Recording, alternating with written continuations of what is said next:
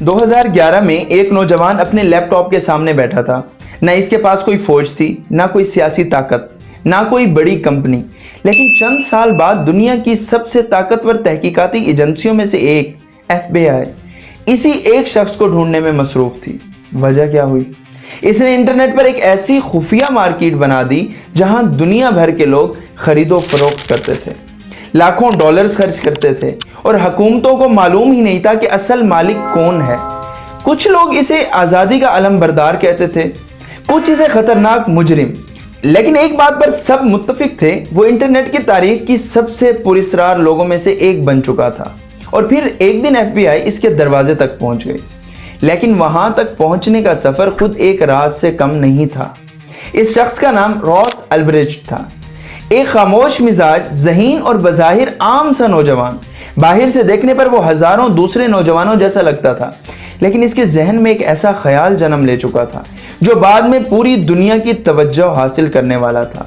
इसका मानना था इंटरनेट एक ऐसी जगह होनी चाहिए जहां लोग हुकूमतों या बड़ी ताकतों की निगरानी के बगैर लेन देन कर सकें। इसी सोच ने सिल्क रोड को जन्म दिया। ये आम वेबसाइट नहीं थी, इसे गूगल पर सर्च नहीं किया जा सकता था। वहां पहुंचने के लिए खास ब्राउजर्स दरकार होते थे। अदायगी बिटकॉइन के जरिए होती थी, जो इस वक्त ज्यादातर लोगों के लिए एक अजनबी चीज थी। सारिफीन अपनी शनाख्त छुपा सकते थे और यही चीज इसे दूसरों से मुख्तलिफ बनाती थी। चंद ही महीनों में सिल्क रोड तेजी से फैलने लगी।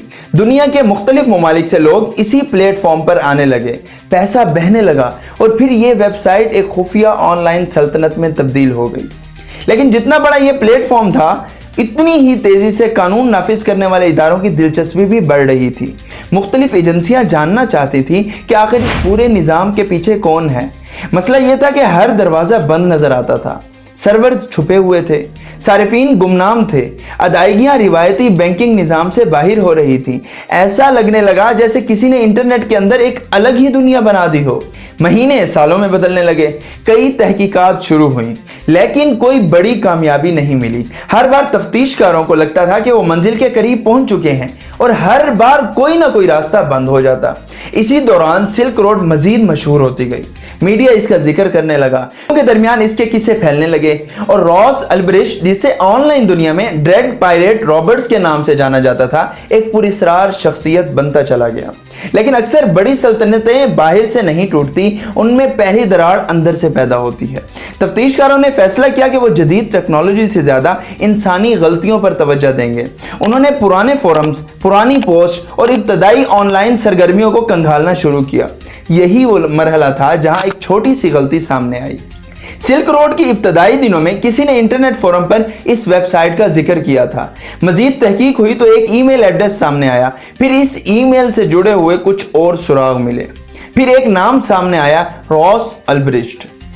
अब पहली बार तफ्तीशकारों के पास एक हकीकी मुश्तबा शख्स मौजूद था, लेकिन शक काफी नहीं था। उन्हें ऐसा सबूत चाहिए था जो अदालत में भी कायम रह सके।